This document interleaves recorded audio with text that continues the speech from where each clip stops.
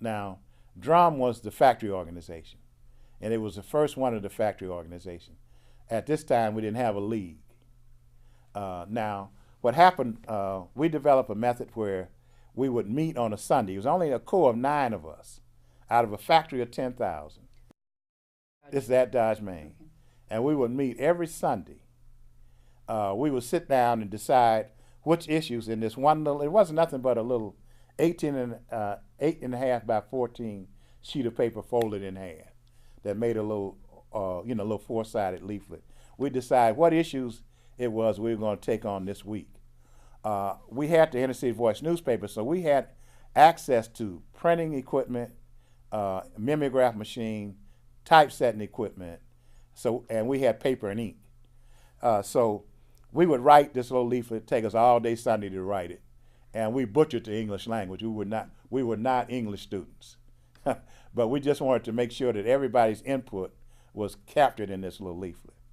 We would go print that thing and we'd take it out to the plant every Tuesday morning. Now, one of the problems we encountered in the very first time we took them out, that the plant would send security guards out to photograph whoever was passing out leaflets. So since me and Benny Tate was already discharged, we took up the effort of passing the leaflets out because we already known anyway. But it was through this process that we had a bunch of high school students that came forward and said that they would help us pass out these flyers every Tuesday. So we had this core of students now that would get up at 5:30 in the morning every Tuesday and go out to the plant and help us pass out these. We had that little Inner City Voice office on Grand River Street, and we had a little coffee shop over there on Grand River called the Ghetto Coffee Shop. And we'd have conga drum players in there, and they would play drums way into the morning, and we had coffee and people played chess. We'd never had a liquor license, so we couldn't drink, but what we had happened, we had to gather people together to go out and man picket lines. We made up signs the next morning, and we got all the people out of the coffee shop, took them out to the plant with us. And so therefore we had the conga drums with us.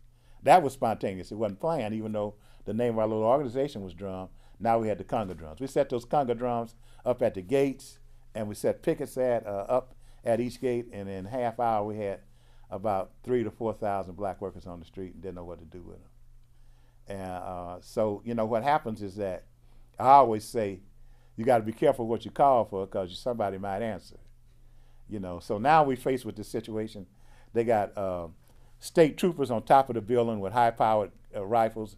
After Drum was created, Lynn Townsend, who was the chairman of the board of Chrysler Corporation at that time, reached out and got Al Dunmore, who was the editor of the Michigan Chronicle, and called him in and offered him a new job at Chrysler Corporation called the head of community affairs. They created a whole new category of work. Everywhere, everybody came to us. They wanted a RUM. They wanted a revolutionary union movement in their factory.